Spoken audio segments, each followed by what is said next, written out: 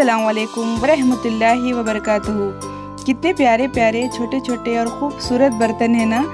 ख़ासकर बच्चियों को तो ये चीज़ें बहुत पसंद आती। और ऐसे सेट मुख्तलिफ़ बर्तन जो प्लास्टिक के हो, स्टील के हो।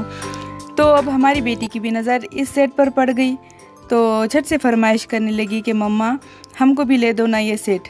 अब ये छोटी सी फरमाइश पूरी तो करनी ही थी। मैंने सोचा चलो इसके साथ साथ कुछ बातें भी बताऊं जो इससे जुड़ी हो। तो मुझे हज़रत फ़ातिमा के जहेज़ का वाक़या याद आया। तो जब ये बर्तनों का सेट आया तो मैं इसको अपनी बेटी के हवाले की, और जब उसको ये ओपन कर रही थी ना तो मैं वो स्टोरी याद दिलाई उसको कि हज़रत अली और हज़रत फ़ातिमा का जब निकाह करने का नबी करीम सल्लल्लाहु अलैहि वसल्लम ने फ़ैसला किया तो हज़रत अली से पूछा कि मेहर की रकम के लिए आपके पास कुछ पैसे हैं। तो हज़रत अली ने फरमाया कि मेरे पास ज़र्रे बख्तर के सिवा कुछ नहीं है।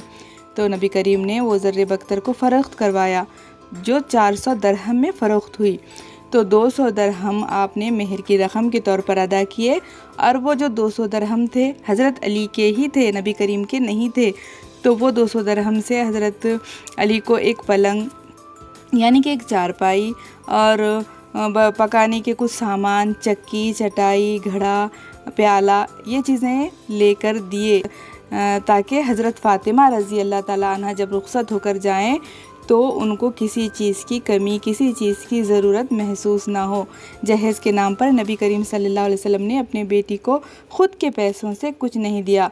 वो जो सामान लेकर दिए थे वो हज़रत अली के ज़र्रे बख्तर से ही थे।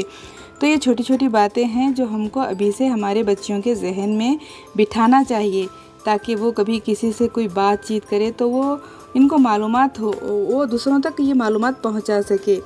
चाहे बेटा हो या बेटी हो, उनको ये वाक़या ज़रूर सुनाएं जो नबी करीम सल्लल्लाहु अलैहि वसल्लम ने हज़रत फ़ातिमा और हज़रत अली के निकाह के वक्त किया था, ताकि हमारे दो बेटा और बेटी दोनों को भी ये अजीम वाक़या याद रहे और माशरे से जहेज़ की जो बुराई है वो ख़त्म हो सके। ना हमारे बेटे जहेज़ लेने वाले बने, ना बेटियों को कोई परेशान कर सके कि तुम